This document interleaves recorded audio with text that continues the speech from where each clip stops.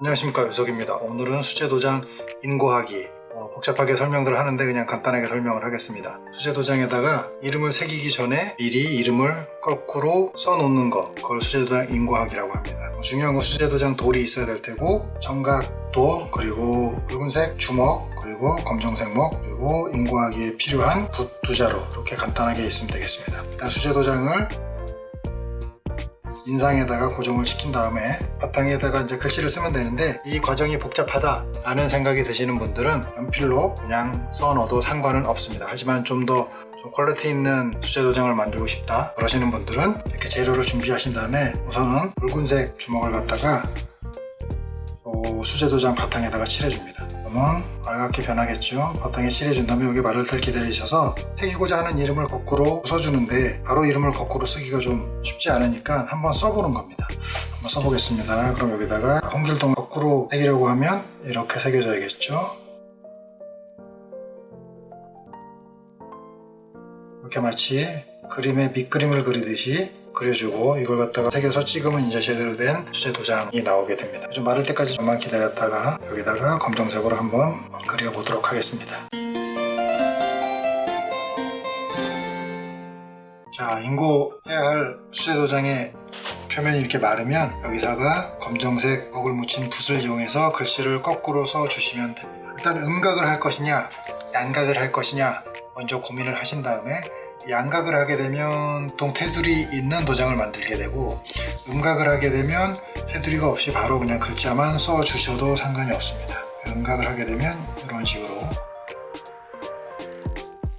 해야 될 테고, 양각을 하게 되면 테두리가 있어야 될 테고, 저번에는 제가 아주 그냥 급하게 새겨본 홍길동 음각이죠. 그냥 뭐 사실 다듬지도 않고 그냥 한 번에 새긴 거 그 자체 그대로입니다.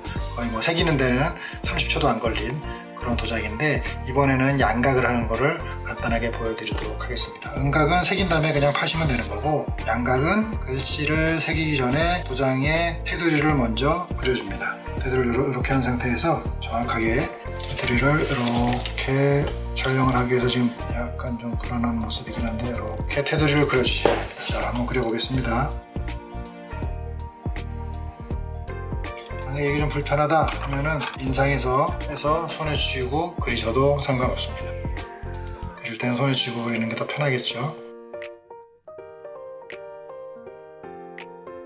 테두리를 그려주고, 그 다음에 이제 이름을 새기기 위해서 정확하게 4등분을 해야 되는데, 인자를 넣을 수도 있고 안 넣을 수도 있습니다. 보통 이름을 새길 때는 홍길동인 이렇게 새기게 되고, 정각 이름을 새기게 될 때는 홍인길동 이렇게 새기게 됩니다. 일단 4등분을 한번 해보겠습니다. 그냥 홍길동이라고만 새겨보겠습니다. 정확하게 가운데를 그어주시고, 다시 반대로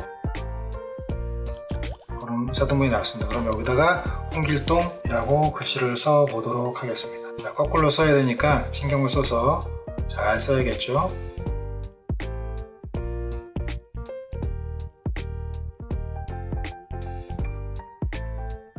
동이라고 썼습니다. 자, 하지만 이 상태가 지금 완벽한 게 아니기 때문에 어디다가 선을 더 줄 건지 어디서 선을 더 뺄 건지 결정을 해야 됩니다. 우선은 초안을 쓴 거고, 이 상태에서 선이 좀 매끄럽지 못한 부분 아니면 좀 어색한 부분 덧칠해서 선을 좀 예쁘게 만들어 보도록 하겠습니다. 구도도 짧은 데는 길게, 너무 긴 데는 짧게 잘라주면 됩니다. 선이 밖으로 나갈 건지 아니면 안에서 해결할 건지 그것도 고민해서 넣으시면 됩니다. 그리고 선을 두껍게 할 건지 얇게 할 건지도 여기서 어느 정도 결정을 해 주셔야지 도장이 멋지게 완성이 됩니다. 인고가 어쩌면 좋은 정각이 나오는 데 대해서 한 반 이상 차지했다 라고 보셔도 됩니다. 이렇게 새겨놓고, 이것도 좀 완벽하지가 않죠. 마음에 들지도 않고 선도 아직은 좀 불안정합니다. 이 상태에서 선이 더 튀어나온 부분은 다시 주먹을 이용해서 선을 없애주거나 매끄럽게 해주게 됩니다. 자, 이렇게 이제 홍길동이라고 새겼는데, 이게 어떻게 나올지 찍어보기 전에는 사실 모르거든요. 거꾸로 봤으니까. 그럼 이거를 거울을 놓고 보게 되면 앞으로 도장을 새겼을 때 어떤 모양이 나올지 좀 가늠하기가 훨씬 쉽습니다. 자, 그래서 거울을 보시면 비춰보겠습니다. 자, 보이시나요?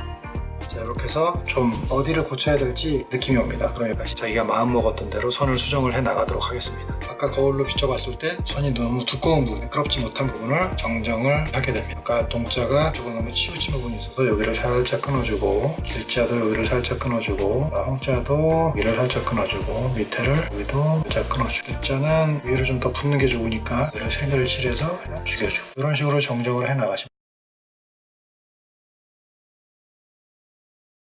이런 식으로 해서 글자를 완성해 보도록 하시면 됩니다.